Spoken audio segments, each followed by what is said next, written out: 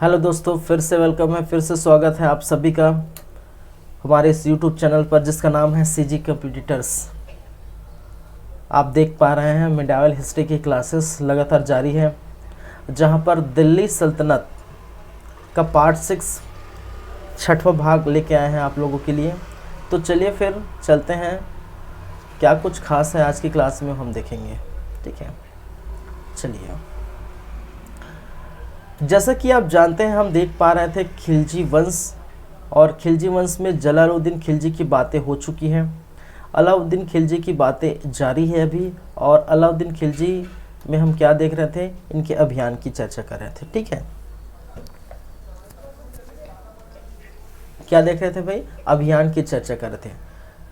तो उत्तर भारत का अभियान पूरा देख लिए हैं, जहाँ पर गुजरात अभियान 1298 में हुआ था। जैसलमेर का अभियान जो है 1299 में, रणथंभौर 1301, चित्तौड़ अभियान 1303, मालवा अभियान 1305 और सिवाड़ा 1308 और जलौर अभियान 1311। इस प्रकार से पूरा उत्तर भारत का अभियान हम देख चुके हैं। नेक्स्ट हम बातें करेंगे दक्षिण भारत के अभियान पर, और दक्षिण भारत के अभियान में सबसे फर्स्ट है वारंगल अभियान। ठीक है, दक्षिण भारत के अभियान में वारंगल अभियान, देवगिरी अभियान, द्वार समुद्र अभियान और मालाबार अभियान। ठीक है, ये सभी चीज़ें हम देखेंगे। चलिए स्टार्ट करते हैं आज की क्लास। देखते हैं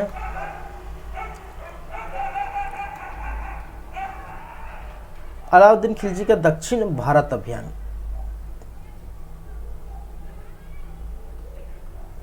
अलाउद्दीन खिलजी का दक्षिण भारत अभियान।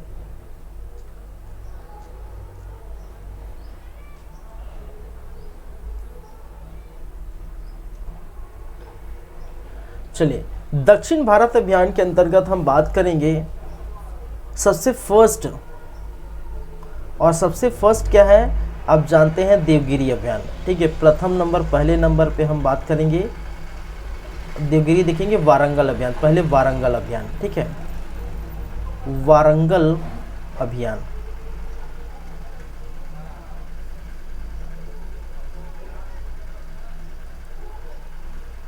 वारंगल अभियान की बात करें तो जो स्थान है वो कहाँ है, आपके तेलंगाना क्षेत्र। वारंगल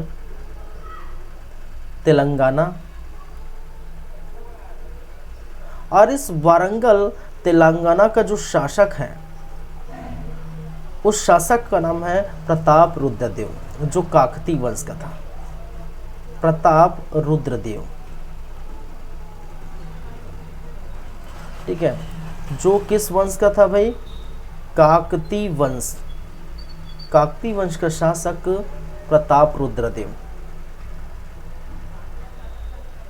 खिलजी शासक आप जानते हैं किसकी बात कर रहे हैं, अलाउद्दीन खिलजी की। अलाउद्दीन खिलजी। अलाउद्दीन खिलजी ने क्या किया था, अपने सेनापतियों में, जो सेना नायकों में सबसे पहले उन्होंने भेजा एक व्यक्ति को जिसका नाम है मलिक छज्जो। मलिक छज्जो। इस अभियान के लिए, वारंगल अभियान के लिए मलिक छज्जो को क्या किया, नौमित किया। मलिक छज्जो को भेजा कि भाई साहब तुम जाओ, प्रताप रुद्रदेव है, ठीक है, वहाँ आप क्या करिए, उत्तर भारत का अभियान हो चुका है तो अब दक्षिण भारत का अभियान को सफल बनाइए। मलिक छज्जो के बारे में कहा जाता है कि ये पराजित हो जाते हैं, हार जाते हैं। ठीक है, क्या हो जाते हैं, पराजित हो जाते हैं, और पराजित होने के बाद वो भेजते हैं मलिक काफूर को। मलिक काफूर को किसको भेजते हैं भाई, मलिक काफूर को अभियान के लिए भेजते हैं। और मलिक काफूर का नाम सुनते ही ठीक है, यहाँ पर मलिक काफूर क्या हो जाते हैं, विजयी होते हैं। मलिक काफूर का नाम सुनते ही रुद्र प्रताप जो है वो आत्मसमर्पण कर लेते हैं।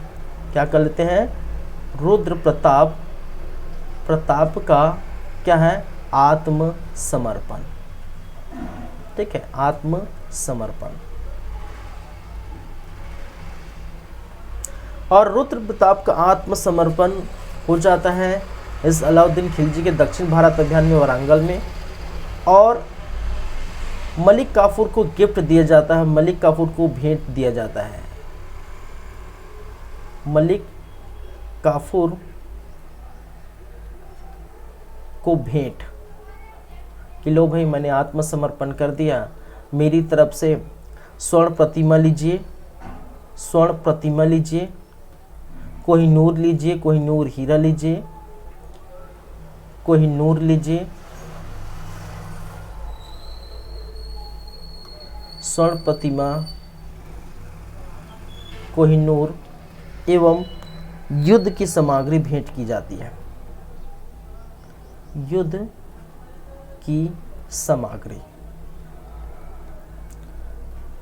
ठीक है, तो वारंगल अभियान में आप देखें कि अलाउद्दीन खिलजी ने सबसे पहले मलिक छज्जू को भेजा था, जो कि पराजित हो गए थे। पराजित होने के बाद उन्होंने मलिक काफूर को भेजा, और मलिक काफूर जो है, मलिक काफूर का नाम सुनते ही वो रुद्र प्रताप जो है आत्मसमर्पण कर देते हैं और मलिक काफूर को भेंट देते हैं कि अपने जो सुल्तान हैं अलाउद्दीन खिलजी को सलाम कहिएगा, मेरा नमस्कार कहिएगा, और मेरी तरफ से कुछ भेंट, ठीक है, भेंट स्वरूप आप लीजिए, वो है स्वर्ण प्रतिमा, कोहिनूर हीरा, युद्ध की सामग्री, ये सभी मैं दे दिया हूँ। ठीक है, चलिए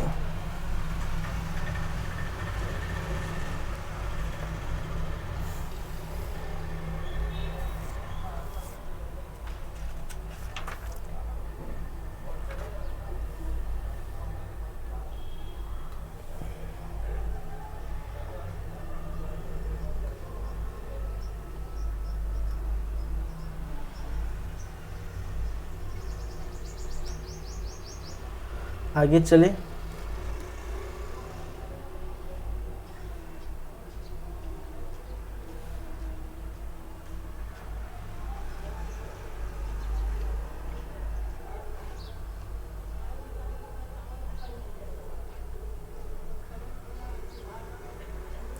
हम देख रहे हैं अलाउद्दीन खिलजी का दक्षिण भारत अभियान।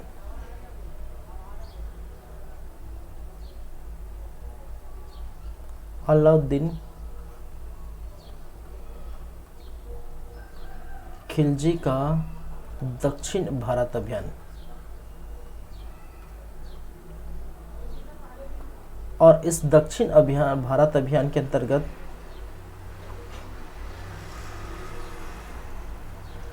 चलिए पहले इस मैप को ड्रॉ कर लेते हैं पहले, फिर आगे बढ़ेंगे, आगे की बातें करेंगे।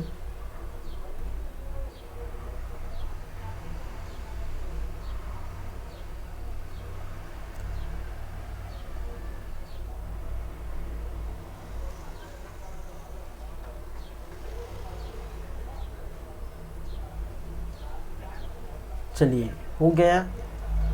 तो जैसे कि मैंने कहा था कि तेलंगाना के आसपास, ठीक है, तेलंगाना के आसपास आपको क्या देखने को मिलेगा, वारंगल, ये स्थान जिसको हम कहते हैं वारंगल, वारंगल। वारंगल अभियान जहाँ तेलंगाना के आसपास है 1309-10 में हुआ था। देवगिरी महाराष्ट्र के क्षेत्र के आसपास जो है आपको देखने को मिलेगा देवगिरी। देवगिरी जो महाराष्ट्र, यह है तेलंगाना।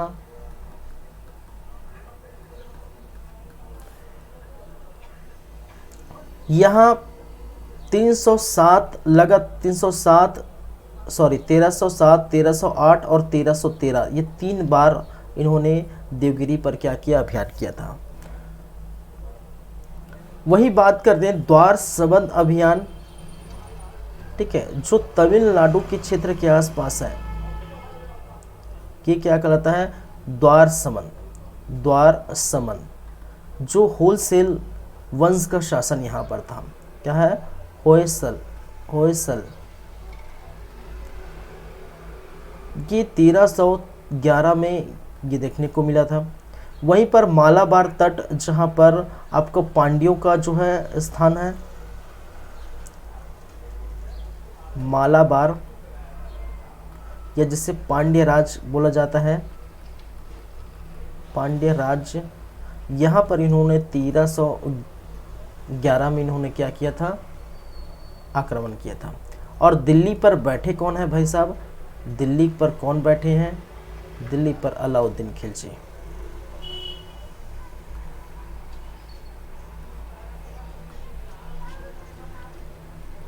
दिल्ली पर अलाउद्दीन खिलजी का शासन। और इसका सबसे प्रमुख जो सेनापति है वो मलिक काफूर ने ही क्या किया था? मलिक काफूर। लगभग सभी दक्षिण भारत के, जब मलिक काफूर को खरीदा जाता है उनके बाद लगातार मलिक काफूर साथ देते हैं। लगभग सभी दक्षिण भारत के सभी क्षेत्रों पर मलिक काफूर ने ही क्या किया था? साथ दिया था। ठीक है, तो इस प्रकार से रही थी इनकी बातें। चलिए आगे बढ़ते हैं। आगे हम बात करेंगे किसकी बात?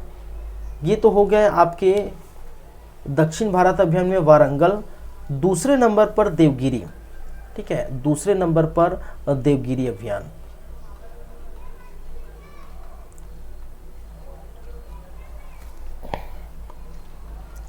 देवगिरी अभियान।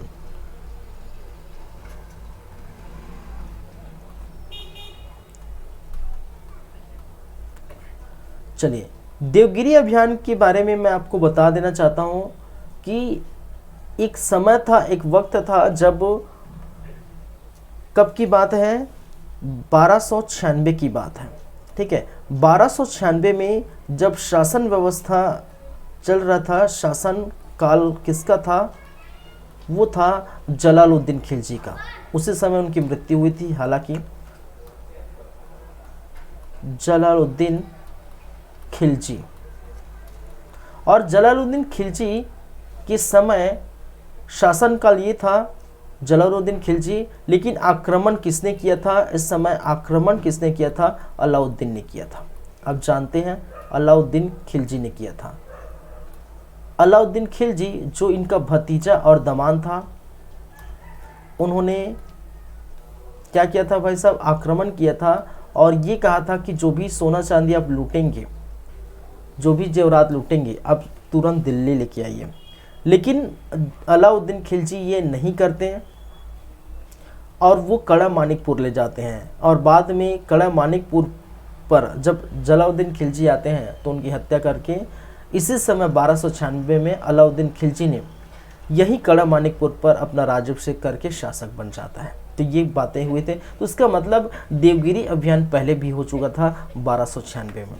ठीक है, चलिए देखिए, देवगिरी अभियान के कारण की हम चर्चा करेंगे। सबसे पहले ये तो खैर साम्राज्य के विस्तार के चलते, साम्राज्य के विस्तार के कारण यहाँ पर देखने को मिला था। लेकिन अभी फिलहाल जो समय है, जो 1307 है, 8 है, 13 है, यहाँ पर लगातार क्या देखने को मिले थे? आक्रमण देखने को मिला था। तो कारण की बात करें तो कारण नंबर फर्स्ट, ठीक है, कारण नंबर फर्स्ट ये है कि ये टैक्स पे नहीं कर रहे थे। ठीक है, कारण नंबर फर्स्ट, टैक्स पे नहीं कर रहे थे। ठीक है, क्यों टैक्स नहीं पे कर रहे थे? ठीक है, इसको एक और चीज जिसको कहा जाता है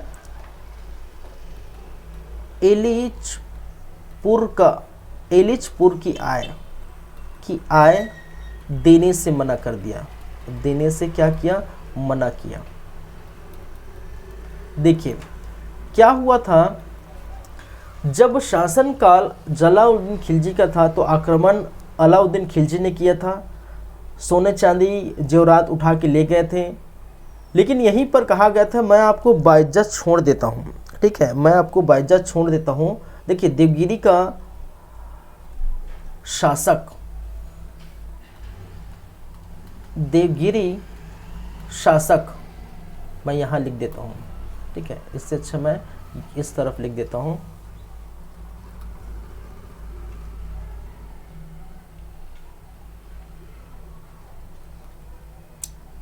देवगिरी शासक, देवगिरी शासक में रामचंद्र चंद्रदेव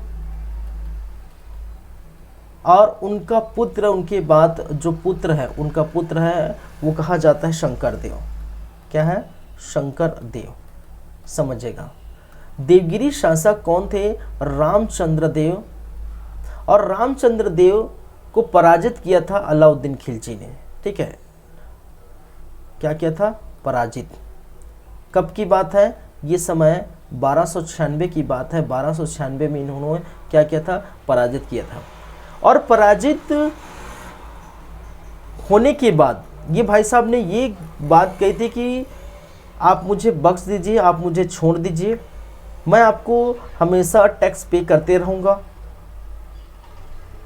एलिचपुर की आय देते रहूँगा, ठीक है। तो आप जो है समय समय पर टैक्स मैं पे करते रहूँगा, आप जो भी ले जाना है अभी ले जाइए, ठीक है। तो ये समझे, ठीक है। जब रामचंद्र देव का जो पुत्र जब आते हैं, ठीक है, शासन काल में जब रामचंद्र का देव का जो पुत्र आते हैं शंकर देव, उस शंकर देव ने क्या किया था कि इस एलिचपुर की आय या फिर टैक्स पे करने के लिए मना कर दिया था कि भाई साहब बहुत हो गया, ठीक है, ऐसी आय वाय हम नहीं देंगे।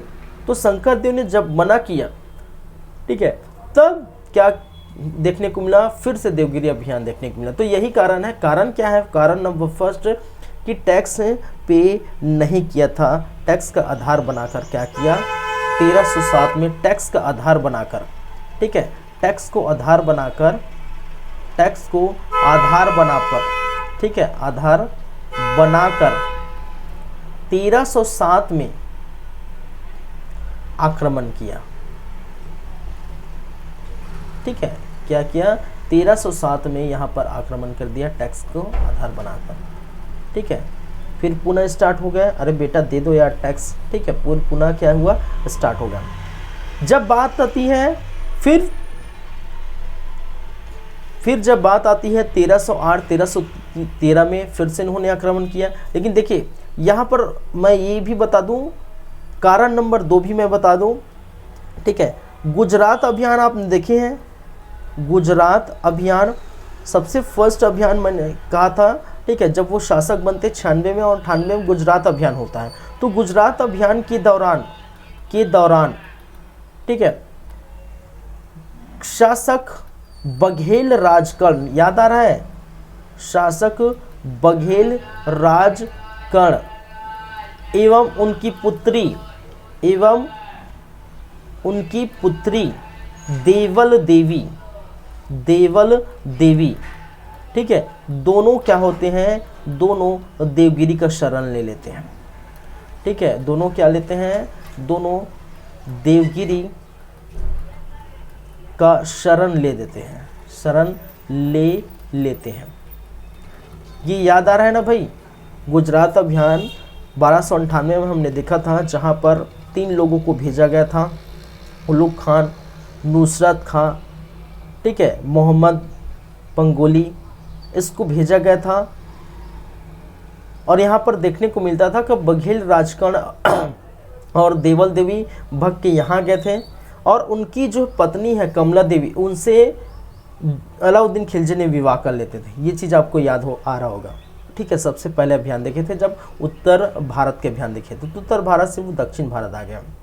तो ये भी एक कारण है, इनको ढूंढना है, उनको खत्म करना है, ठीक है। पहली कारण टैक्स पे नहीं करना है, टैक्स को जो है कि को आधार बनाकर ये आक्रमण करते हैं। फिर इनको ढूंढना भी है, इसको खत्म करना है। चलिए, ये हो गए, आप कारण जान लिए। अब बात करते हैं आक्रमण के लिए। आक्रमण के लिए क्या है? सेना, ठीक है, सेना नायक, सेनापति। और सेनापति किसको भेजा गया? मलिक काफूर को। मलिक काफूर को एक बार फिर से भेजा गया, मलिक काफूर, ठीक है, किसका सेनापति था? अलाउद्दीन खिलजी का सेनापति मलिक काफूर था। और मलिक काफूर ने क्या किया था? रामचंद्र को बंदी बनाकर दरबार में पेश किया। रामचंद्र देव को बंदी बनाकर दरबार लाया। ठीक है, लेकिन रामचंद्र देव को दरबार लाया, बंदी बनाकर दरबार लाया, अलाउद्दीन खिलजी के दरबार लाया। बोल सकते हैं, मैं ये पूरा लाइन लिख दूं, बंदी बनाकर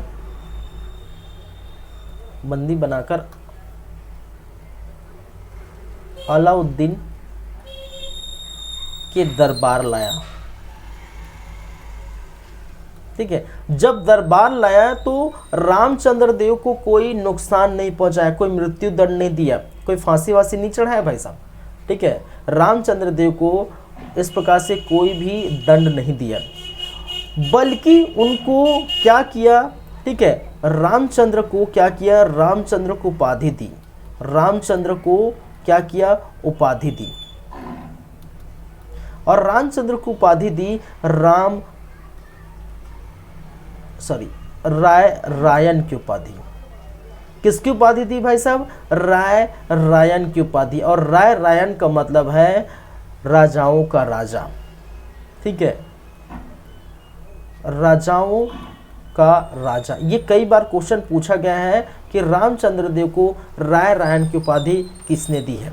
ठीक है, तो रामचंद्र ने रायन की उपाधि किसने दी है? अलाउद्दीन खिलजी के द्वारा। किसके द्वारा? अलाउद्दीन खिलजी के द्वारा रामचंद्र को उपाधि दी गई, रायन की उपाधि। और उपाधि सिर्फ उपाधि ही नहीं दी गई, इनको गुजरात का सूबेदार भी बनाया। ठीक है, रामचंद्र को गुजरात का सूबेदार नियुक्त किया एवं, ठीक है, रामचंद्र देव को गुजरात का सूबेदार नियुक्त किया भाई साहब। एवं क्या देखने को मिला? एवं उनको 1,00,000 टंका भी प्रदान किया। अब आप कहेंगे टंका क्या है? ठीक है, तो जैसे कि मैंने कहा था, इन्होंने सिक्के चलाए थे। ठीक है, क्या है? सिक्के चलाए थे। और सिक्कों में आप देखेंगे, ठीक है, सिक्कों में इस समय मुगल वंश में गुलाम वंश में आप देखे थे, सिक्कों में ये जो टंका है, ठीक है, टंका है, वो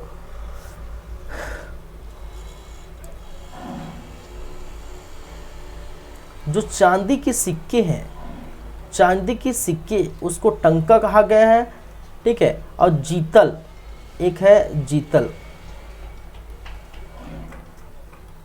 उसको तांबे के सिक्कों को जीतल कहा गया है। तांबे के सिक्के, ये आप जानते हैं, ये हम पढ़े हैं। तो 1,00,000 टंका प्रदान किया गया, 1,00,000 टंका दिया गया है। ठीक है, कहने का मतलब 1,00,000 चांदी के सिक्के उनको प्रदान किए गए। ठीक है, और गुजरात का इनको सूबेदार नियुक्त किया था। ठीक है, चलिए, तो आक्रमण के लिए सेनापति को भेजा। मलिक काफूर ने इसको क्या किया? रामचंद्र को बंदी बना के लाया था। चलिए, ये सारी बातें हो चुकी। ठीक है, अब बच गई, यहाँ पर देखने को मिलता है, तो रामचंद्र के बारे में अगर बात करें तो रामचंद्र, ठीक है,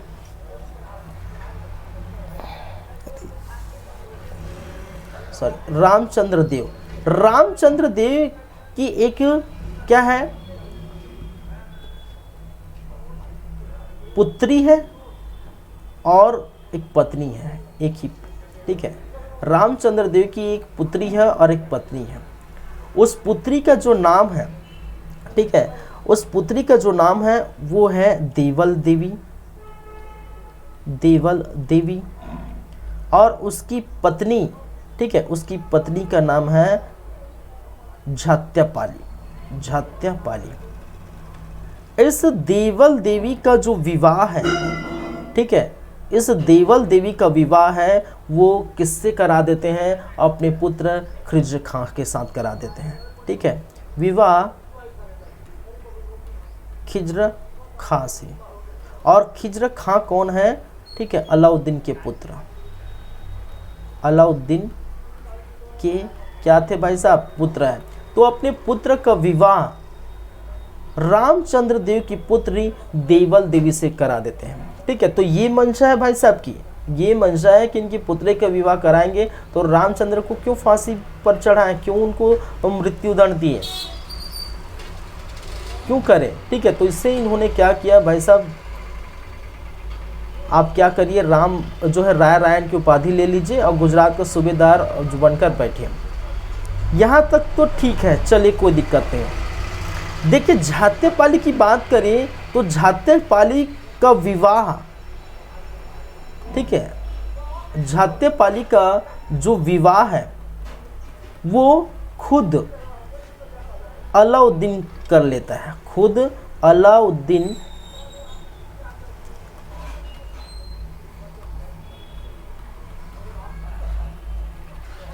कर लेता है।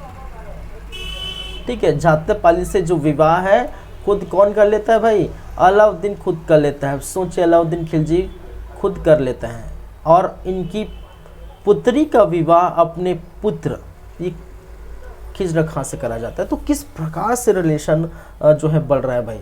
ठीक है, चलिए, तो अलाउद्दीन खिलजी ने तो बहुत सारे जो है शादी की। एक तो आपकी कमला देवी से शादी की थी गुजरात में, आप देखिए गुजरात अभियान में बघेल राजकर्ण की जो है पत्नी कमला देवी के साथ। ठीक है, फिर साथ में उसी अभियान में आप देखने को मिलता है मोहम्मद शाह मंगोली का प्रेम चिमना देवी से हो जाता है। तो चिमना देवी का शादी मोहम्मद शाह मंगोली करने वाला था, बाद में ये पता चलता है कि उनसे भी चिमना देवी से खुद शादी कर लेते हैं। तो ये चिमना देवी से भी शादी की, कमला देवी से भी शादी की, झात्यापाली से भी शादी की।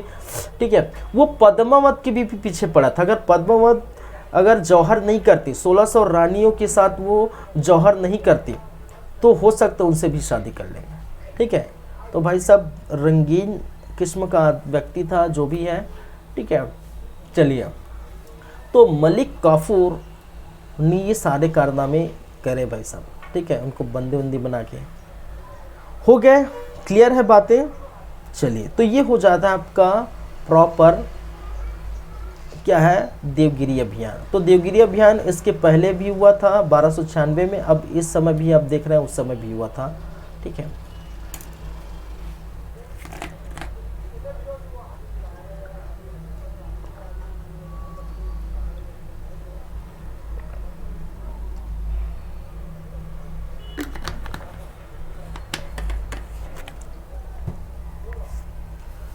ये क्या है, उपाधि है भाई। मैंने क्या लिखा, उपाधि है ना। ठीक है, आगे बढ़ते हैं। ये हो गया आपका सेकेंड नंबर में देवगिरी अभियान। थर्ड नंबर में द्वार समन अभियान देखेंगे, इसको होलसेल अभियान कहा जाता है, होलकल अभियान। ठीक है, थर्ड नंबर में द्वार समन। ठीक है, क्या है, द्वार समुद्र अभियान।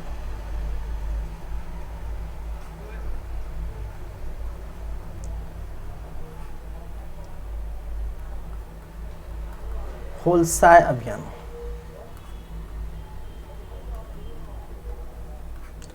ठीक है, ये हुआ था 1311 में।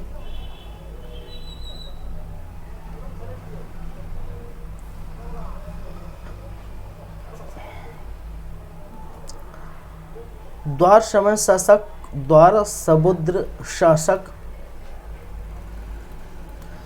वीर बल्लाल देव थर्ड। नेतृत्व किसने किया था इस अभियान का? मलिक काफूर। ठीक है, सभी की बातें हैं कि मलिक काफूर नेतृत्वकर्ता किसने किया था भाई साहब? मलिक काफूर ने नेतृत्व करता है। रिजल्ट क्या देखते हैं? ठीक है, ये मलिक काफूर का नाम सुनते फिर से आत्मसमर्पण कर देते हैं, तो कोई दिक्कत नहीं है। वीर बल्लाल देव थर्ड ने क्या किया, आत्मसमर्पण कर दिया, आत्मसमर्पण कर दिया। तो कोई दिक्कत नहीं भाई साहब, आत्मसमर्पण कर दिया तो फिर वो जीत गए, इनका राज्य उनके पास हो गया है। चलिए ये है चौथा और लास्ट अभियान लगातार जारी है, उसमें चौथा और लास्ट जिसको मदुरा अभियान कहा गया है। ठीक है, मदुरा अभियान, क्योंकि पांड्य वंश की राजधानी मदुरई थी। ठीक है, अब पढ़े हैं मदुरा अभियान या पांड्य अभियान, पांड्य अभियान। चलिए इसको 1311 में देखने को मिला था ये अभियान। बात करते हैं इस पांड्य अभियान में क्या देखने को मिलता था, पांड्य बंधु थे, पांड्य बंधु कहने का मतलब पांड्य भाई थे। ठीक है, क्या थे, पांड्य बंधु, हार्दिक पांड्या और कुणाल पांड्या, ऐसा है क्या? अरे नहीं भाई, क्रिकेट की बात नहीं कर रहा हूँ यार। ठीक है, हार्दिक पांड्या कुणाल पांड्या नहीं। चलिए एक है सुंदर पांड्या, क्या है, सुंदर पांड्या, और दूसरा है वीर पांड्या।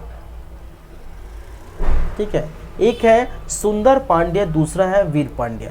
सुंदर पांड्या वीर पांड्या दोनों भाइयों के बीच क्या चल रहा था, दोनों भाइयों के बीच, ठीक है, सिंहासन पर बैठने के लिए, सत्ता पर आने के लिए, ठीक है, राजगद्दी प्राप्त करने के लिए युद्ध हो रहे थे। राजगद्दी प्राप्त करने के लिए मतभेद चल रहा था।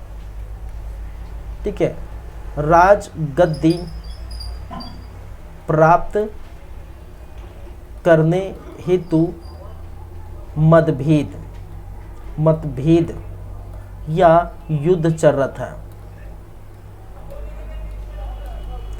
युद्ध चल रहा था। ठीक है, आज इसमें देखने को मिलता है कि सुंदर पांड्या ने, ठीक है, साथ लिया किसका, इस सुंदर पांड्या ने क्या किया, आमंत्रित किया। किसको आमंत्रित किया भाई, आमंत्रित किया। और किसको आमंत्रित किया, ठीक है, मलिक काफूर को। और मलिक काफूर आप जानते हैं, इसके पहले मलिक काफूर के दक्षिण में लगातार अभियान किए, तो मलिक काफूर को भी जो है बखूबी जानते हैं, मलिक काफूर को बखूबी जानते हैं, पहचानते हैं कि भाई साहब ये सेनापति अलाउद्दीन खिलजी का सेनापति बहुत बड़ा जो है योद्धा है। ठीक है, ये सभी लगभग जब से जुड़े हैं तब से अभियान ऊपर अभियान कर रहे हैं और सभी अभियान सफल हो रहे हैं। तो सुंदर पांड्या जो वीर पांड्या का भाई था, उन्होंने क्या किया, आमंत्रित किया। ठीक है, और आमंत्रित करने का कारण क्या था, कारण क्या बताया कि गद्दी प्राप्त करना है। ठीक है, सुंदर पांड्या को गद्दी प्राप्त करना है, सुंदर पांड्या को क्या करना है, गद्दी प्राप्त करना है। और गद्दी प्राप्त कैसे करेंगे, कैसे करेंगे, जब मलिक काफूर आएगा, वीर पांड्या को पराजित करेगा, हत्या करेगा, जो भी करेगा। ठीक है, मलिक काफूर को जो चाहिए, मलिक काफूर को जो चाहिए इस राज्य से वो देने के लिए तैयार था। ठीक है, बस शर्त इतनी है कि इस मदुरा के स्थान पर, इस पांड्यों के स्थान पर सुंदर पांड्य को इस स्थान का शासक नियुक्त किया या शासक बना दिया। बस इतनी सी इनकी ख्वाहिश है।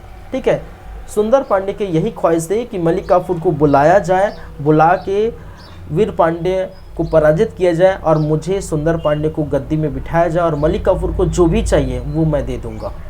लेकिन याद रखिए, मलिक काफूर का अभियान तो लगातार जारी है और साम्राज्य विस्तार के अभियान पर लगातार जारी है। तो मलिक काफूर ऐसे मौके नहीं छोड़ने वाले।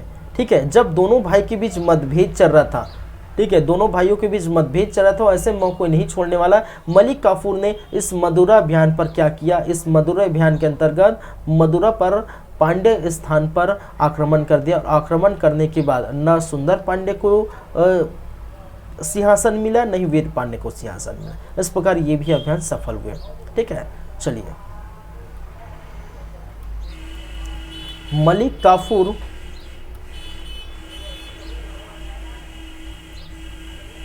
ठीक है, मलिक काफूर मधुरा अभियान के अंतर्गत मधुरा अभियान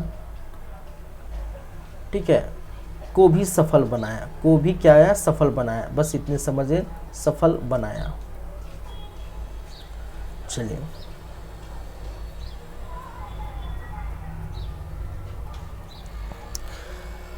हो गए, बातें हो गए भाई, क्लियर क्लियर है। तो इसका मतलब क्या है, इसका मतलब अब अलाउद्दीन खिलजी की सारी बातें, सारे अभियान देख चुके हैं। तो हमें जो है 2 से 2.5 क्लास लग गए इस अभियान की चर्चा करते करते, ठीक है। तो पढ़ेंगे तो अच्छे से पढ़ेंगे, बहुत बेहतरीन ढंग से पढ़ेंगे, ये हमने कहा था। चलिए आगे बढ़ते हैं, बात करते हैं कुछ और बातें, ठीक है, अलाउद्दीन खिलजी से जुड़ी कुछ बातें, और जिसमें से सबसे पहले है अर्थव्यवस्था से रिलेटेड, ठीक है। सबसे पहले हम देखेंगे आर्थिक नीति, अर्थव्यवस्था से नीति, फिर हम बात करेंगे सैन्य व्यवस्था, सैन्य प्रणाली, प्रशासनिक जो है आदेश देखेंगे, ठीक है। चलिए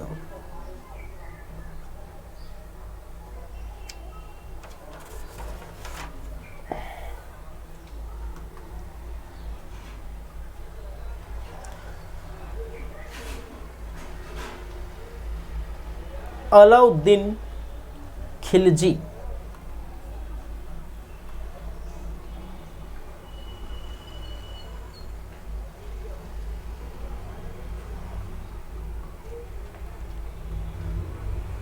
अलाउद्दीन खिलजी की आर्थिक नीति, आर्थिक नीति। अब आर्थिक नीति से क्या समझते हैं भाई साहब, आर्थिक नीति जहां अर्थव्यवस्था की बातें होगी, जहां पैसा कौड़ी की बातें होगी, जहां कर व्यवस्था की बातें होगी, ठीक है।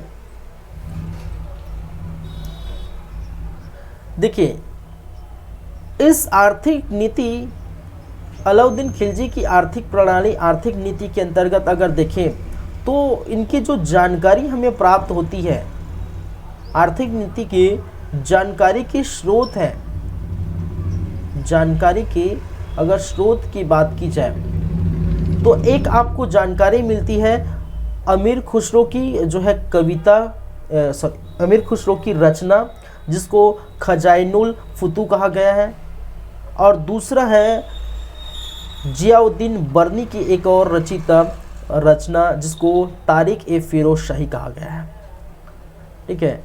तो अमीर खुसरो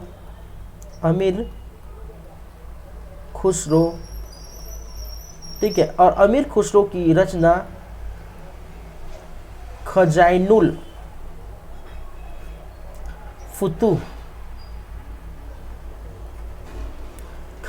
फुतू, और दूसरा इनकी जानकारी मिलती है आपकी बर्नी, जियाउद्दीन बर्नी।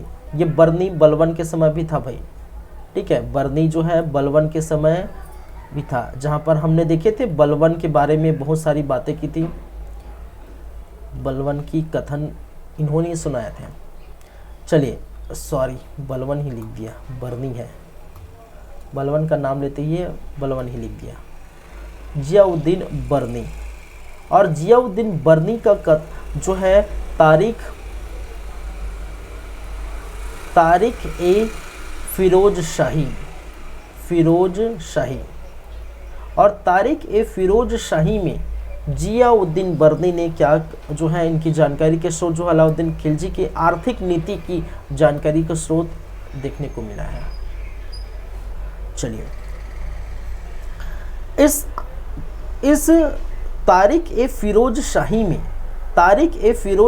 में आर्थिक नीति को बाजार नियंत्रण प्रणाली बताया है। क्या बताया भाई साहब, बाजार नियंत्रण प्रणाली,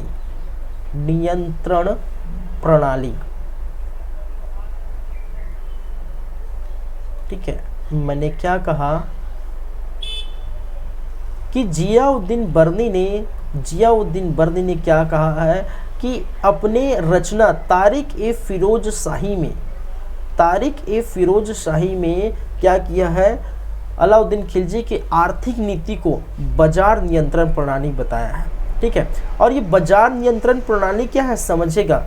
बाजार नियंत्रण प्रणाली कहने का मतलब है ऐसी व्यवस्था करना, जनताओं के लिए ऐसी व्यवस्था करना जिससे जो है महंगाई वगैरह जो है, ठीक है, बाजार नियंत्रण का मतलब क्या है, महंगाई वगैरह सी बात है। ठीक है, तो महंगाई कंट्रोल में आए, भ्रष्टाचारी कंट्रोल में आए, ऐसी नीति क्या किया गया था, अपनाया गया था।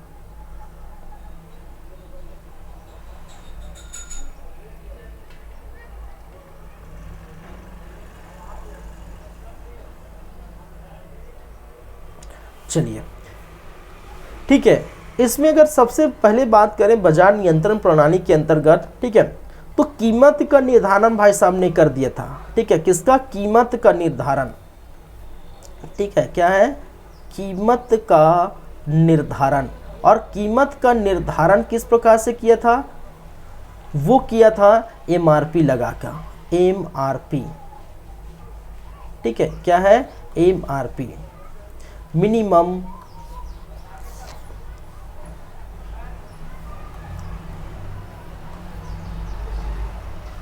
एमआरपी। ठीक है, चलिए, सॉरी, मैक्सिमम रिटेल प्राइस। ठीक है, एमआरपी लगा कर किया था, जिसको कहता है मैक्सिमम रिटेल प्राइस। और यहाँ पर देखने को मिलेगा तो जो भी वस्तु खरीदेंगे आप, ठीक है, जो भी वस्तु आप खरीदेंगे इसी एमआरपी से खरीदेंगे। ठीक है, किससे खरीदेंगे, इसी एमआरपी से खरीदेंगे। अगर कहने का मतलब है अगर 10 रुपये का साबुन मिल रहा है, ठीक है, एमआरपी लिखा है 10 रुपये का साबुन मिल रहा है, तो इसका मतलब है एमआरपी से बाहर आप कुछ भी नहीं खरीद सकते। तो हालांकि अभी की स्थिति में आपको ये तो देखने को मिलेगी, लेकिन पहले ही अलाउद्दीन खिलजी ने क्या किया था, एमआरपी रेट फिक्स कर दी थी। कहने का मतलब एमआरपी फिक्स कर दी थी, तो जो भी वस्तु का दाम जो भी होगा, जितना होगा, तो एमआरपी रेट में ही वस्तु को बेचना पड़ेगा। इसका मतलब क्या है, इसका मतलब ये है कि कहीं भी उस समय उसके शासन व्यवस्था में जहाँ पर उन्होंने बाजार नियंत्रण किया था, जिस राज्य में जितने दूर तक जो भी, ठीक है, तो वहाँ तक पूरा एमआरपी रेट चलेगा। तो कहीं भी आप कुछ भी ले सकते हैं, खरीद सकते हैं, उनका प्राइस उतना ही रहेगा। ठीक है, तो ये कहलाता है एमआरपी। पहली बात है। दूसरी बातें, कुछ अधिकारी भी नियुक्त किए गए थे। ठीक है, कुछ अधिकारी नियुक्त किए गए थे, जिसको कहा जाता है दीवान ए रियासत।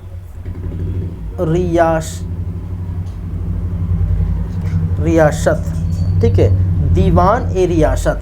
और दीवान ए रियासत क्या थे, बाजार नियंत्रक अधिकारी। क्या थे भाई साहब, ये थे बाजार नियंत्रक अधिकारी थे। कि इस अधिकारी बाजार नियंत्रक अधिकारी थे। ठीक है, दीवान ए रियासत और बाजार नियंत्रक अधिकारी, जिसके अंतर्गत बाजारों को क्या की जाती है, नियंत्रण की जाती है। कहने का मतलब है कि ये एमआरपी लागू करेगा, यही क्या करेगा, एमआरपी लागू करेगा। ठीक है, भ्रष्टाचार रोकेगा, भ्रष्टाचार रोकेगा। ठीक है, क्या करेगा, एमआरपी जो है लागू करेगा, भ्रष्टाचार रोकेगा, नीति बनाएगा। तो ये सारी बातें कौन करेगा, ये दीवान ए रियासत नामक जो है बाजार नियंत्रक प्रणाली करेगा। वहीं पर देखने को हमें मिलता है कि एक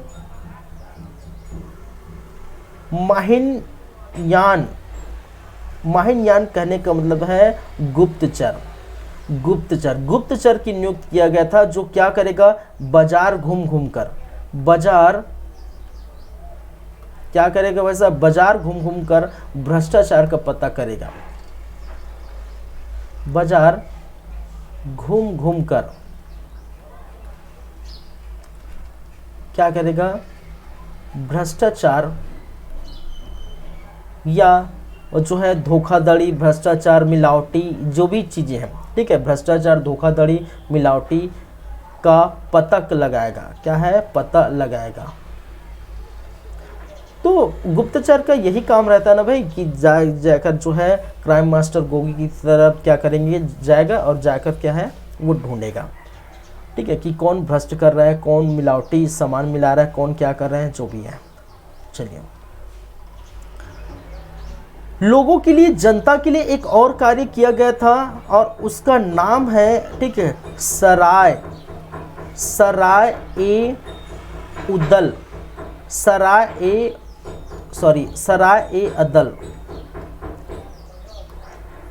सराय ए अदल। और सराय ए अदल क्या है, एक ऐसा राशन दुकान है, राशन दुकान, ठीक है, राशन दुकान जो कम दाम में क्या मिलता है भाई साहब, कम दाम में अनाज मिलता है, कम दाम में क्या मिलेगा, अनाज मिलता है, ठीक है।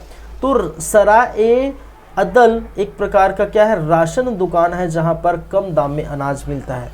तो बाजार नियंत्रण प्रणाली बहुत ही इंपॉर्टेंट है, याद रखिए, यहाँ से आपके क्वेश्चन पूछे जाते हैं।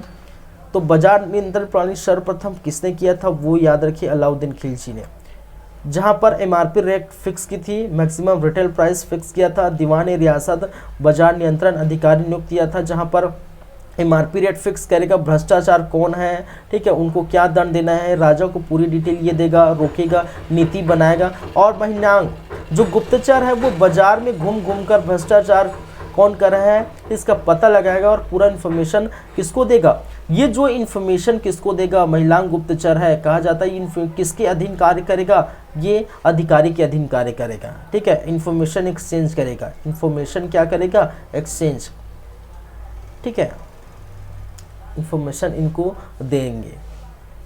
और ये इंफॉर्मेशन किसको देंगे, ये इंफॉर्मेशन जो है, ये इंफॉर्मेशन किसको पहुंचाएगा भाई, ये इंफॉर्मेशन किसी के पहुंचाएगा, शासक को, ठीक है, खिलजी को, अलाउद्दीन को, किसको, अलाउद्दीन को।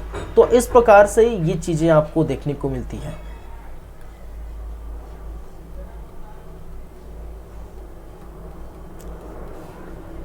ठीक है, आगे बढ़ते हैं। कुछ और बातें हैं इसके अंतर्गत, जैसे कि ये तो हो गया, एक है दीवान ए मुक्त खराज, दीवान ए मुक्त खराज, आर्थिक मामलों की जो है मंत्री, राजस्व विभाग, ये क्या था, राजस्व विभाग,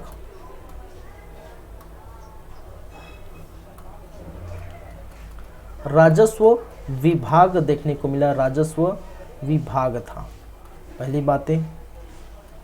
एक और है बरीद ए मंडी, बरीद ए मंडी,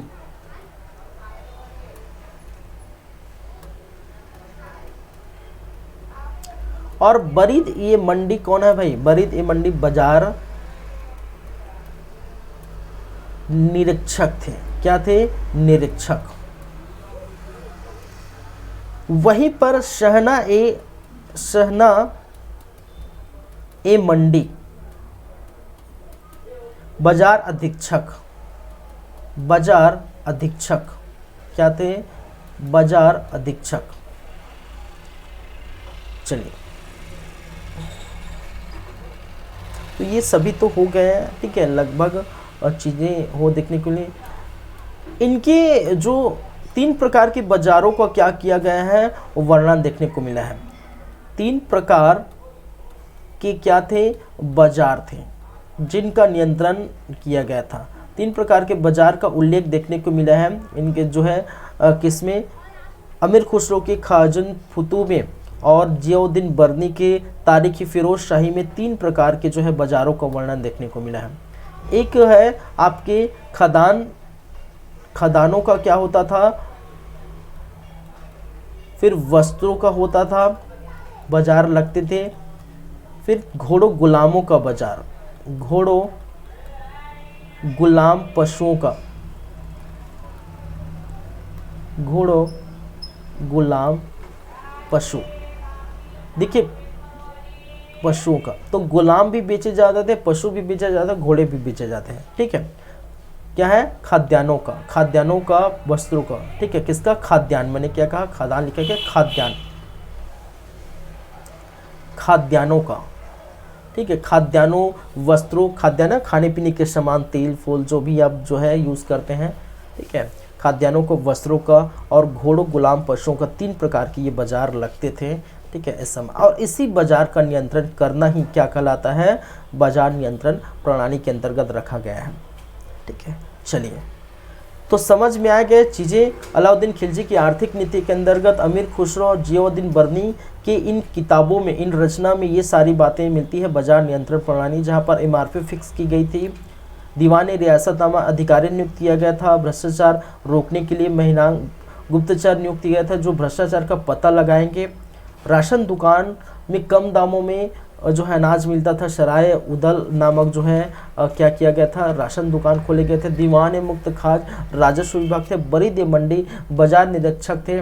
वहीं पर शहना मंडी बाजार अधीक्षक थे। तो इस प्रकार से आपको देखने को मिला था। चलिए, अब भाई इतनी सारी चीजें अब ये क्या कर रहे हैं, जनता को दे रहे हैं, तो जनता से कुछ लेंगे ही, कुछ ना कुछ तो लेना पड़ेगा।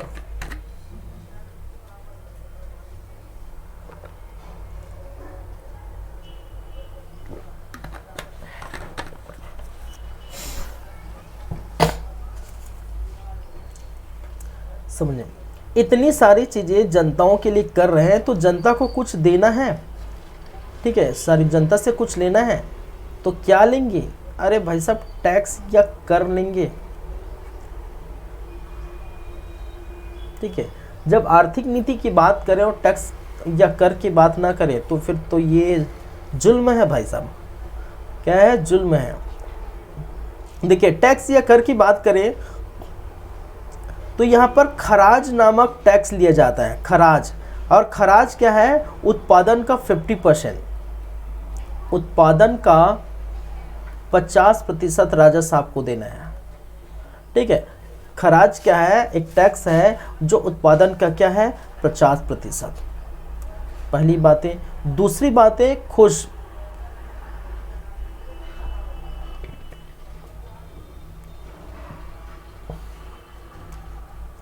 खुश, और ये जो है लूट पाट का धन था, ठीक है। खुश क्या है, लूट पाट का धन था।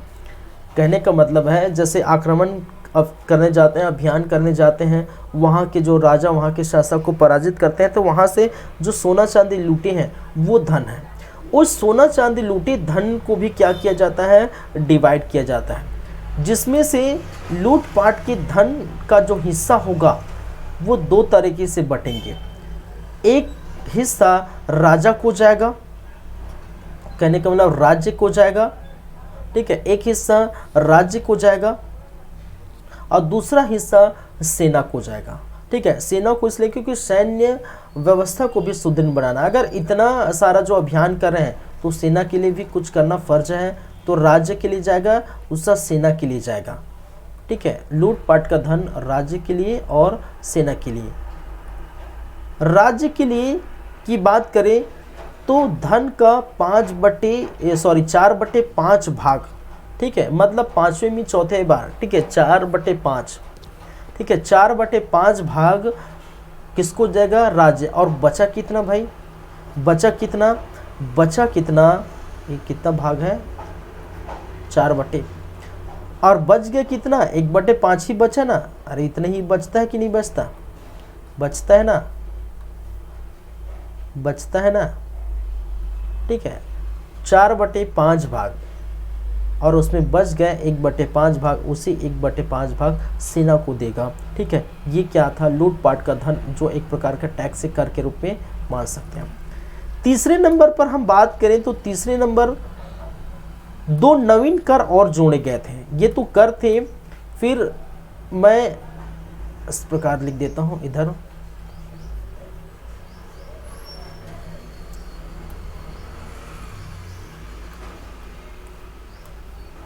दो नए कर थे, नए कर भी थे, ठीक है, 2 नए कर भी थे। जैसे कि अगर देखिए, एक है चरी कर और दूसरा घरी कर। चरी कर का मतलब है दुधारू पशुओं से ली जाने वाली कर, ठीक है। दुधारू पशु जो दूध वगैरह देती हैं, ठीक है, जो दुधारू पशुओं से ली जाने वाली कर, या दुधारू पशुओं से थोड़ी ली जाती है भाई, दुधारू पशुओं के आधार पर ली जाने वाले के आधार पर ली जाने वाली कर, ली जाने वाली कर, ठीक है। जिसका मतलब है कि अगर किसी के घर, आपके घर दुधारू पशु है, ठीक है, दूध देने वाले गाय भैंसी है, तो आप जो है आपको राजस्व आपको टैक्स देंगे। चलिए, एक है चरी कर, दूसरा है घरी कर। घरी कर, घरी कर का मतलब है नवीन झोपड़ी या नए घर बनाने के लिए दिया जाने वाला कर, ठीक है। तो नई झोपड़ी क्या है, नई झोपड़ी या नए घर बनाने के लिए दिए जाने वाले कर। मैं अच्छे से लिख देता हूँ, नई झोपड़ी या नए घर, नए मकान बनाने में, ठीक है, या नए मकान बनाने पर दिया जाने वाला कर, दिया जाने वाला कर क्या कहलाता है, वो कहलाता है घरी कर। घरी मतलब घर, समझते हैं ना, घरी घर। चलिए, समझते क्या, सब जानते हैं भाई, सब समझदार है। आगे बात करते हैं, ठीक है। सैन्य व्यवस्था देखते हैं, आगे की हम चर्चा करेंगे सैन्य सेना व्यवस्था, सैन्य प्रणाली या सैन्य व्यवस्था, ठीक है, सैन्य व्यवस्था। चलिए, सैन्य प्रणाली या सैन्य व्यवस्था में हम देखेंगे यहां पर सेना को नगद वेतन दिया जाता था, ठीक है। क्या किया जाता है, सेना को नगद वेतन दिया जाता था भाई, था पेमेंट तुरंत ले लीजिए, आप काम करिए, अभियान करिए, ठीक है, तुरंत पेमेंट लीजिए। सेना को नगद वेतन, ठीक है, पैसे कौड़ी तुरंत नगद दिया जाता है। चलिए, देखिए यहां पर एक प्रथा है जिसको कहा जाता है हुलिया दाग या हुलिया प्रथा, दाग एवं हुलिया प्रथा जिसको कहा जाता है दाग एवं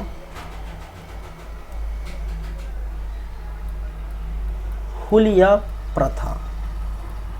और ये दाग एवं हुलिया प्रथा क्या है भाई साहब, ठीक है, ये क्या है दाग और हुलिया प्रथा। देखिए, दाग किसके लिए किया जाता है, दाग किसके लिए किया जाएगा, वो किया जाएगा सेना के लिए, सेना में उपस्थित घोड़े के लिए, सॉरी, ठीक है, सेना में उपस्थित किसके लिए, घोड़े के लिए क्या किया जाता है, दाग किया जाता है। और हुलिया किसका किया जाता है, सेना का किया जाता है। और ये प्रथा क्या है, देखिए दाग का मतलब होता है घोड़े पर चिन्ह करना, घोड़े पर क्या करना है, चिन्ह करना। ये क्यों जरूरी है ये भी मैं बताऊंगा, ठीक है, घोड़े पर क्या करना है, चिन्ह करना है।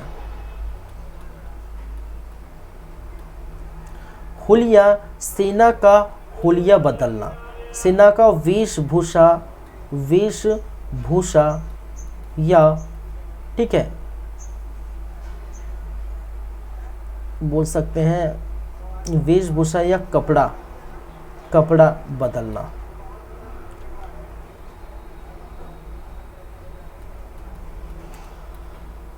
चलिए, तो समझिए ये क्यों जरूरी है, क्यों किया गया है, ठीक है।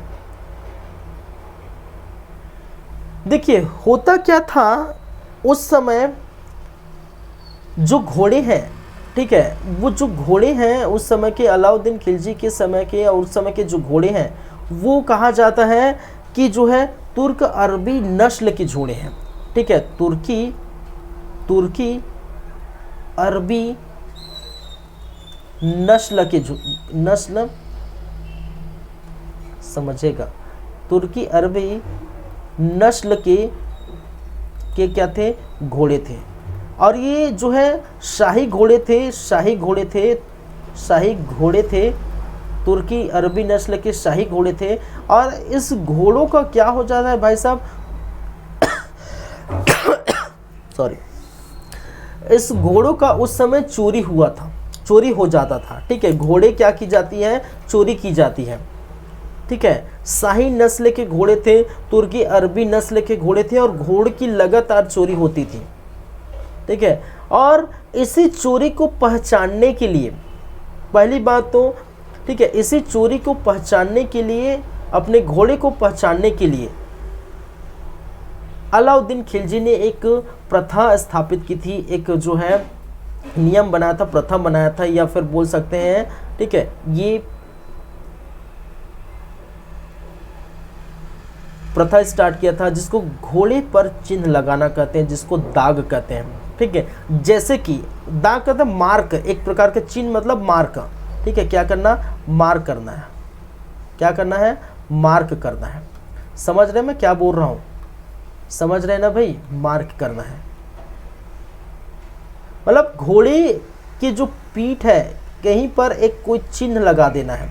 ठीक है, कोई भी गोला टाइप का, ट्रायंगल टाइप का, या कुछ जो है चित्र बना देना है, उसको कहते हैं घोड़े पर चिन्ह लगा। जैसे कि एग्जाम्पल स्वरूप आप समझेंगे, जैसे कि आप अपने घर में, आप अगर अभी नहीं जानते होंगे तो आप जो है अपने बुजुर्गों से पूछें, आपके जो है दादा दादी से पूछें, वहाँ आपको बताएंगे जब पुराने ज़माने में क्या होता था। पहले ज़माने कहने का मतलब 15-20 साल 30 साल पहले की बात है।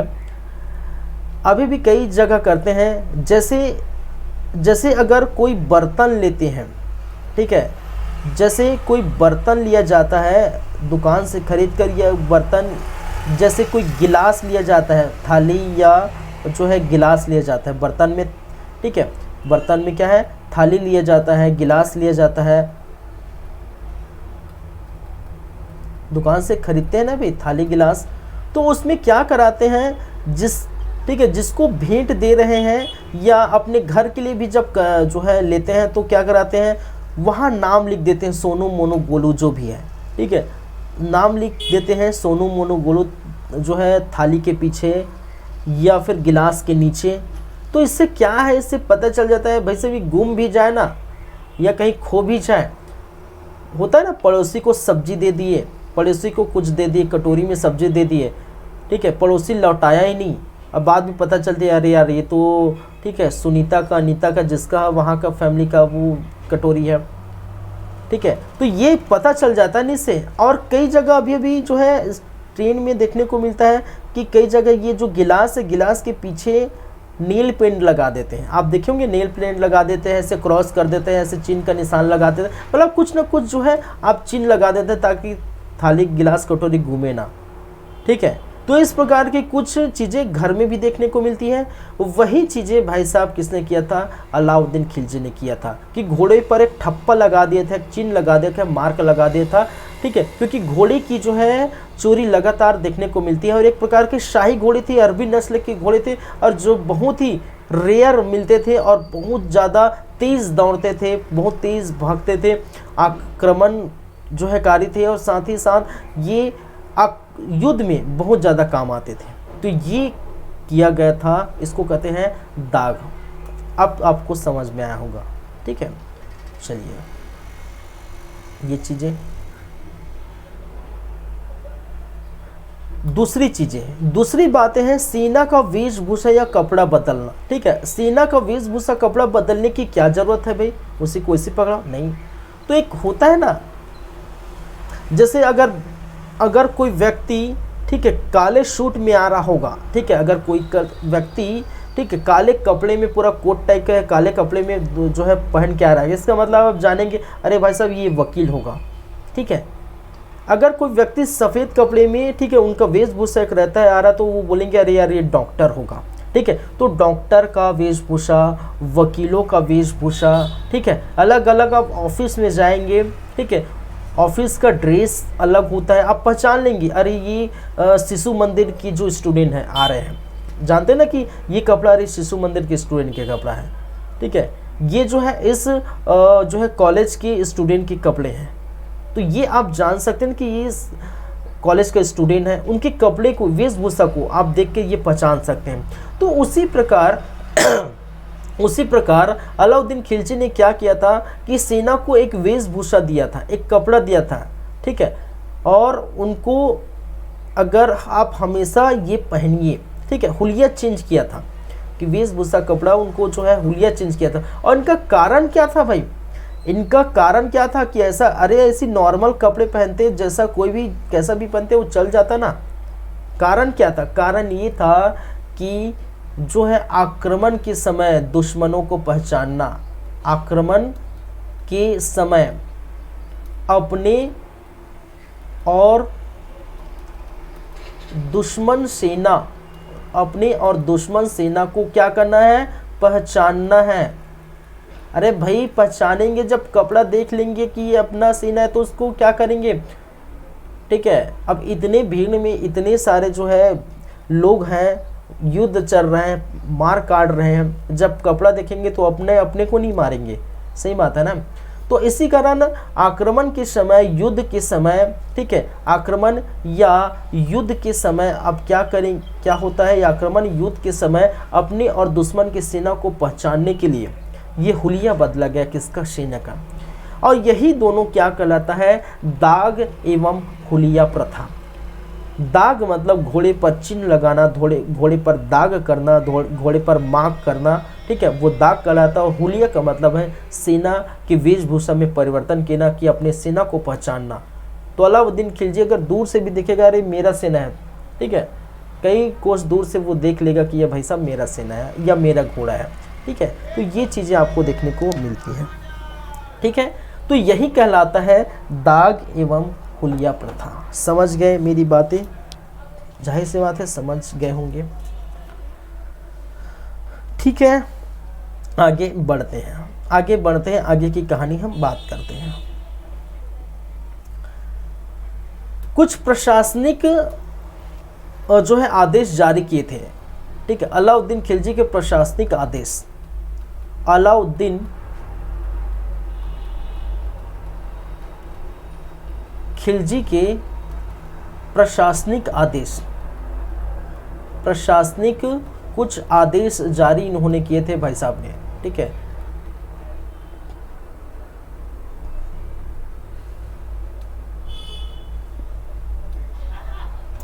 और उस प्रशासनिक आदेश के अंतर्गत अगर आप देखेंगे तो सबसे फर्स्ट है कि बिना कोई मुझे सूचित किए बिना, ठीक है, कोई मुझे सूचित किए बिना दिल्ली से बाहर नहीं जाएगा भाई, ठीक है। बिना कोई सूचना के बिना कोई सूचना के दिल्ली से बाहर नहीं जाएगा, दिल्ली से बाहर नहीं जाएगा।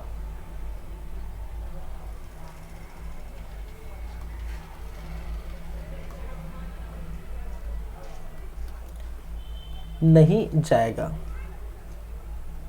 ठीक है। ये आदेश है किसका, अलाउद्दीन खिलजी का, ठीक है। ये फरमान है, ये प्रशासनिक आदेश है। मंत्री और दरबारी जो है शराब का सेवन नहीं करेगा और जुआ नहीं करेगा, ठीक है। मंत्री एवं जो है दरबारी, मंत्री और दरबारी के लिए है कि शराब का सेवन नहीं करेगा एवं जुआ नहीं खेलेगा। अरे वो सब जुआ वो खेलते थे भाई, क्यों नहीं खेलते थे, अरे इंटरटेनमेंट के साधन ही थे। अभी तो फेसबुक, ट्विटर वगैरह है तो आप वहाँ करते हैं, ठीक है। तो बहुत सारे जो है वहाँ पर जो है यही तो क्या थे, इंटरटेनमेंट है। चलिए, वैवाहिक संबंध स्थापित नहीं करेगा, कोई विवाह नहीं करेगा। लो भाई, खुद तो इतने सारे विवाह करके बैठे हैं, इतनी सारी जो है महिलाओं से विवाह कर लिए, बाद में ये बोलते हैं वैवाहिक संबंध स्थापित नहीं करेगा, वैवाहिक संबंध स्थापित नहीं करेगा, कोई वैवाहिक संबंध स्थापित नहीं करेगा। ये इनके फरमान थे। चलिए,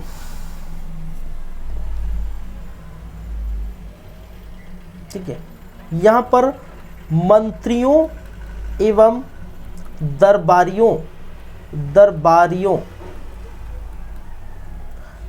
का कार्यकाल निश्चित किया। ठीक है, क्या क्या निश्चित किया कि भाई साहब तुम इतने 5 साल तक जब शासन रहता है ना, 5 साल तक जो है मंत्रियों का शासन रहता है, विधायक बनते हैं या जो है सांसद बनते हैं, 5 साल तक रहता है। ठीक है, तो उनका भी क्या कहा गया कि 5 साल, कहने का मतलब 5 साल नहीं पर एक निश्चित कार्यकाल तक उनका क्या है, कार्यकाल जो है एक निश्चित किया जाए, इतने कार्यकाल तक मंत्री और दरबारी को हम क्या करेंगे, रखेंगे। ठीक है, और इस प्रकार से ये हो जाती है। और इनकी मृत्यु अलाउद्दीन खिलजी की मृत्यु हो जाती है, ये आप जानते हैं 1316 में। ठीक है, 1316 में। ठीक है, और इस प्रकार से अलाउद्दीन खिलजी की सारी बातें खत्म हो जाती हैं। तो प्रशासनिक आदेश हम देख लिए, सैन्य प्रणाली, सैन्य व्यवस्था देख लिए, कर एवं टैक्स देख लिए। इसके अंतर्गत कुछ जो है बाजार नियंत्रण प्रणाली की बात किए और इनके अभियान देख लिए। तो क्वेश्चन जो है पूछे जाएंगे इनके अभियानों से लेकर, खासकर इंपॉर्टेंट बाजार नियंत्रण प्रणाली, जहां पर ये सारी बातें आपको देखने को मिलता है। फिर टैक्स में क्वेश्चन मिलता है देखने को। फिर सैन्य व्यवस्था, दाग हुलिया प्रथा कई बार पूछा गया है, दाग एवं हुलिया प्रथा किसने स्टार्ट किया था। ठीक है, दाग एवं हुलिया प्रथा किसने स्टार्ट किया था, ये आपको पूछा गया है कई बार, तो ये आप देख लीजिए। चलिए,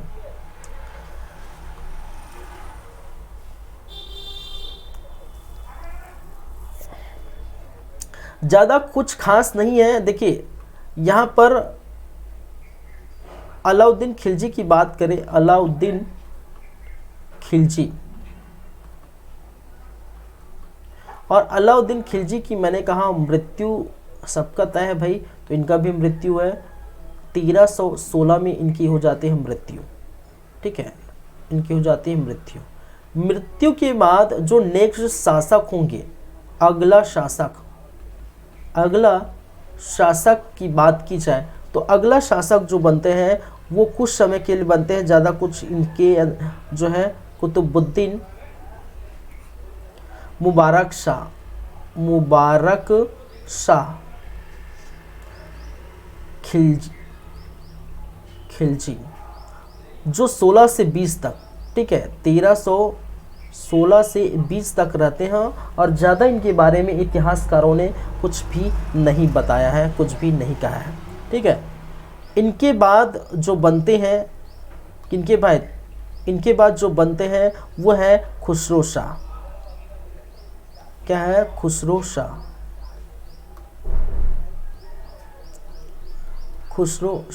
इनके बाद जो शासन बनते हैं, शासक, वो खुसरो शाह बनते हैं और ये 1320 में बनते हैं और 1320 ईस्वी तक ही रहते हैं। ठीक है, 1320 में बनते हैं और 1320 ईस्वी तक ही ये आपको देखने को मिलता है। और आप जानते हैं 1320 में इनके बाद जो है इसी के दरबार में गयासुद्दीन तुगलक नाम का एक व्यक्ति रहता था। ठीक है, इसी के दरबार में गयासुद्दीन तुगलक नाम का व्यक्ति रहता था और इनकी हत्या करके ये तुगलक वंश की नींव डाली। ठीक है, तो गयासुद्दीन तुगलक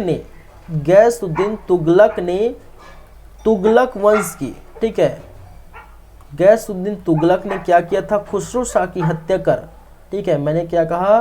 खुसरो शाह की हत्या कर, हत्या कर क्या किया था भाई साहब? हत्या कर तुगलक वंश की नींव डाली थी। तुगलक वंश की नींव डाली थी, जो भी है। ठीक है, वो कब की बात है? वो इसी समय की बात है, गयासुद्दीन तो 1320 में। ठीक है, और 1320 से लेकर आपको 1413 तक तुगलक वंश में आपको देखने को मिलेगा तुगलक वंश जो आपको 1300 इसी समय 20 से लेकर 1413 तक ये आपको देखने को मिलेगा, और इसकी चर्चा हम करेंगे नेक्स्ट। ठीक है, क्योंकि अब समय हो चुका है, ख़त्म हो गया है। अलाउद्दीन खिलजी की मृत्यु हो गई, कुतुबुद्दीन मुबारक शाह कुछ समय के लिए था। ठीक है, और उनके बारे में कोई इतिहासकारों ने कोई जानकारी नहीं दी। जब कोई इतिहासकारों ने जानकारी नहीं दी तो मैं कहाँ से दे सकता हूँ। ठीक है, खुसरो शाह की भी जानकारी नहीं मौजूद है। बस इतना कहा गया है कि इनके दरबार में गैसुद्दीन तुगलक नाम का एक व्यक्ति रहता था, और इसी कमज़ोर होने के कारण इसी गैसुद्दीन तुगलक ने 1320 में खुसरो शाह की हत्या कर दी और तुगलक वंश की नींव डाली। और तुगलक वंश में आप जानते हैं गैसुद्दीन तुगलक, मोहम्मद बिन तुगलक, फिरोज शाह तुगलक, इन तीनों की हम क्या करेंगे, बातें करेंगे। और ये तीनों की बातें हम नेक्स्ट क्लास में करेंगे। ठीक है, चलिए इन दोनों की बातें हम किस में करेंगे भाई साहब, नेक्स्ट क्लास में करेंगे, क्योंकि अभी जो समय हो चुका है और ये ख़त्म हो चुका है। ठीक है, ठीक है, तो आगे बढ़े, कहने का मतलब है अब जो है टाटा बाय बाय का समय आ चुका है। ठीक है, टाटा बाय बाय का समय आ चुका है। तो ये सारी बातें आप जो है,